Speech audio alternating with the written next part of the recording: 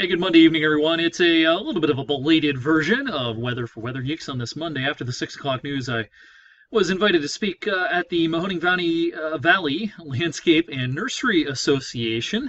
Eric Barrett, Leslie's husband, is a member of that and one of the head honchos there, and has me out to speak about the winter forecast every year at about this time. We talked about the winter forecast. We talked about the best apps to use to kind of be your own forecaster or keep track of the weather. Some apps, of course, are a lot better than others. So I had a good time at that. A lot of great questions. This is a crowd that actually sort of wants snow. Most places where I speak, people aren't real keen on there being a harsh winter, but this is a group that a lot of them would not mind. Some of them, are plow drivers and that sort of thing. So anyway, that's what I was doing earlier on this evening. Here's a look at the current satellite and radar. Of course, it was a beautiful day today, 67 degrees this afternoon, dozen degrees above average, and we're in great shape. Clear sky tonight, northern lights possibly seen at our latitude tonight. See my post from earlier on Facebook and Twitter. In the graphic I posted, it says no specific time, so I can't point to a time that it's going to be better than others. So just if you happen to be out and about in a dark spot, take a look at the northern sky low on the horizon. You might see the aurora borealis. The rain down in the southeast is staying away. And the reason for our nice weather over the next few days, the pattern is definitely shifting across the country. Let me bring up the air flow up at 18,000 feet. Big trough out here in the west with a lot of rain and mountain snow.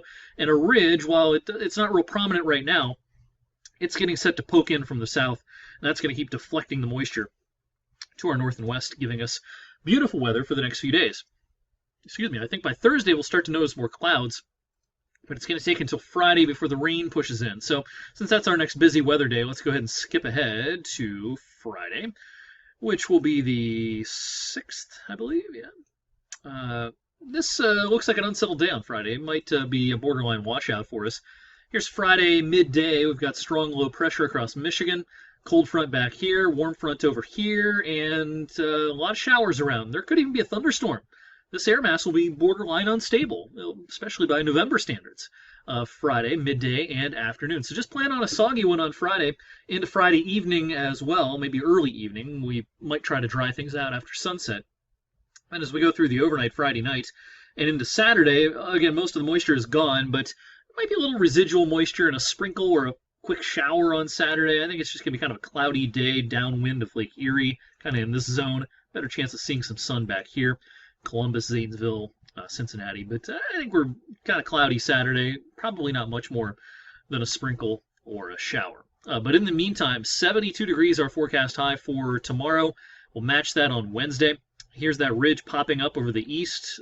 Very unusual, abnormal pattern for this time of the year. No records, though. Records are mostly middle and upper 70s. I think those are out of reach. Now, this west coast system eventually will start to beat down the ridge. And so here's Saturday morning. That west coast system finally has made it into the Great Lakes, taking the ridge and kind of squashing it down to our south and east, and the weekend will be noticeably cooler, probably not much better than 50 Saturday and Sunday, and that's despite sunshine Sunday. We'll have a sunny day, but temperatures will struggle. Next week, though, here's a week from tonight, another, not as strong, but another ridge popping up over the southeast into the Great Lakes, and while we won't see 70s next week, we could be above average for a few days during the first half of the week, and overall, this is a pattern that will favor above average temperatures. Cool days occasionally, yes, just like we're going to have over the weekend, but mostly a mild pattern. Here's the climate forecast system model for the 10-day period from the 7th through the 17th, showing a lot of red and orange in the east. Here's the 12th to the 22nd, the 10-day chunk right here, right straddling the middle of the month. Boy, that's a warm-looking map. Now, this model tends to overdo the warmth sometimes, but it's a strong signal for warmth, middle of the month.